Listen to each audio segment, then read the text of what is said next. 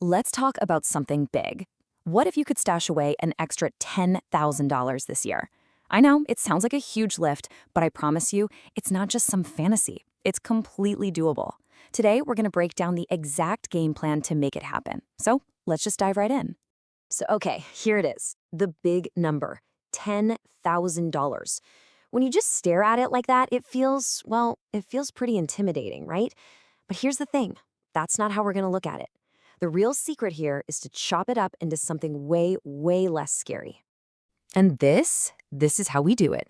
Instead of thinking of it as a giant mountain to climb, think of it as just a bunch of small, easy steps.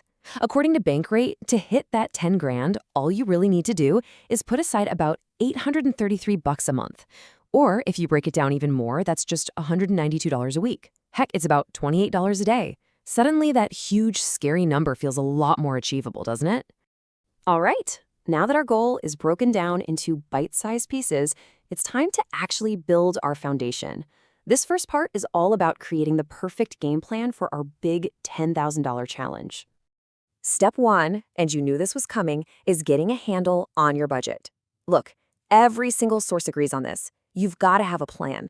You need to know exactly what money is coming in, and maybe even more importantly, exactly where it's going out. No more guessing games. And that means you have to track, everything. On the income side, you've got your regular paycheck, any side hustles you're running, maybe a bonus here and there. And for expenses, you got to track it all, from the huge stuff like rent down to every single streaming subscription and coffee you buy. And look, this isn't about making you feel guilty about your spending. It's just about understanding it.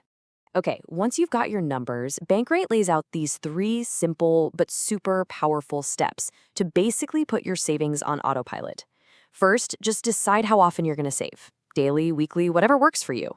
Second, put that money somewhere it can actually grow, like a high-yield savings account. And third, and this one is the real game changer, automate it. Set up those automatic transfers so you pay yourself first without even having to think about it. So we have our plan. Now for the fun part. Where do we actually find this extra cash? Let's get into our first power move, the fine art of negotiation. This is all about freeing up money that's already in your budget without having to change your lifestyle one bit. The financial gurus over at She's on the Money break this down so perfectly. First, you've got to do your homework. See what the other guys are offering. Then you just make the call. Be polite, but be firm. And finally, you have to be ready to walk away. Sometimes making that switch is how you get the absolute best deal. And to make it crazy easy for you, here are the literal magic words. This script is pure gold because it's nice, it reminds them you're a loyal customer, and it gets straight to the point. Companies have retention deals just sitting there, waiting for people who ask. So please don't be afraid to use this. Seriously, give it a shot.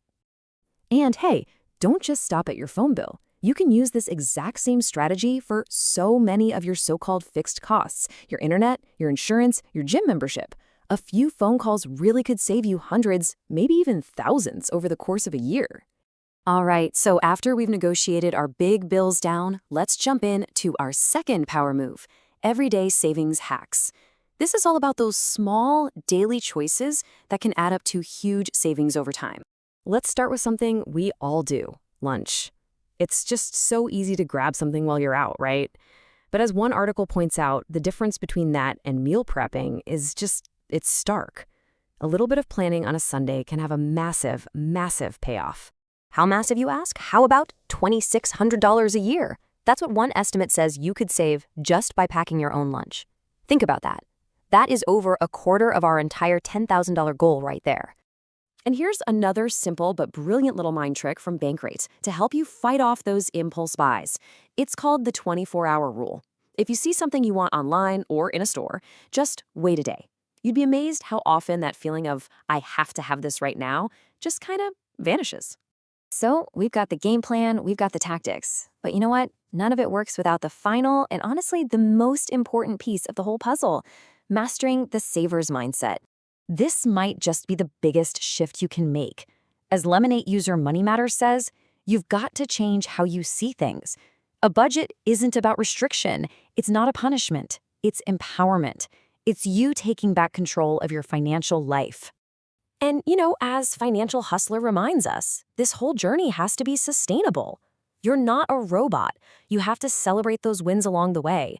Did you save your first $500? That's amazing. You have to acknowledge that progress, because that's what keeps you motivated for the long run.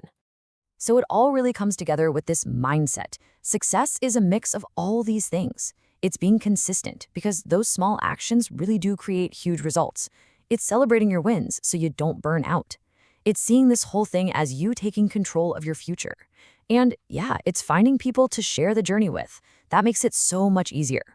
So I want you to just imagine it for a second. You followed the plan, you got your mindset right, and you did it. You have an extra $10,000 just sitting in your account. The only question left is, what's your first move? What are you going to do with it?